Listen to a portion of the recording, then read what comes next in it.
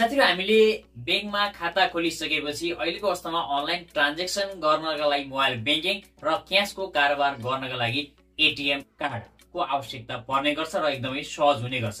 आज मैले तपाईहरुलाई हामीले कसरी कुनै पनि बैंकको एटीएम कार्डलाई अर्डर गर्नुहुन्छ, अर्डर गरिसकेपछि जब तपाईको एटीएम कार्ड आइपुग्छ तपाईको हातमा, त्यसपछि पहिलो पटक एटीएम कार्डको पिन कसरी सेट गर्ने, कसरी युज गर्ने भन्ने बारेमा सम्पूर्ण जानकारी दिन गइरहेको छु। साथीहरु नमस्कार, म नेपाली sdinfo च्यानलमा तपाईहरु सम्पूर्णलाई हार्दिक स्वागत गर्न चाहन्छु। साथीहरु सबैभन्दा पहिला तपाईले आफ्नो जुनसुकै पनि बैंक एकाउन्ट खोल्नु भएको छ जुन बैंकमा, तपाईले यस्तो खालको एउटा कार्ड चाहिँ प्राप्त गर्नुहुनेछ। अब यो कार्डलाई हामीले कसरी प्रयोग गर्ने मेसिनमा र कसरी हामीले यसको सुरुमा पिनलाई सेट गर्न सकिन्छ त।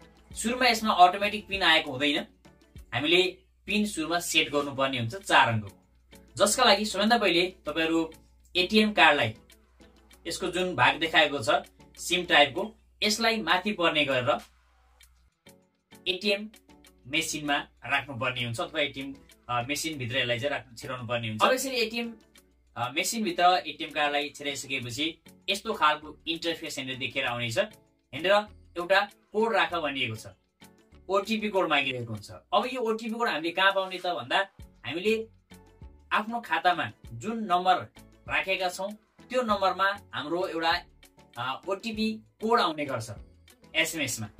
तपाईले कार्ड छिराइसकेपछि केही समय वेट गर्नुपर्ने हुन्छ।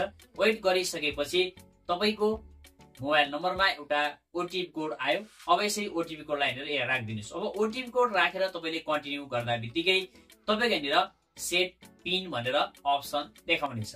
अब यहाँनिर सेट पिन भन्दा बित्तिकै तपाईले आफ्नो 4 अङ्कको एटीएम कार्डबाट त्योभन्दा पछिको समयहरुमा पैसा झिक्नका लागि आवश्यक पर्ने 4 अङ्कको पिन कोड राख्नुपर्ने हुन्छ। एकचोटी पिन कोड राख्नुस् र यहाँनिर पुनः राख्नुस् भन्ने छ।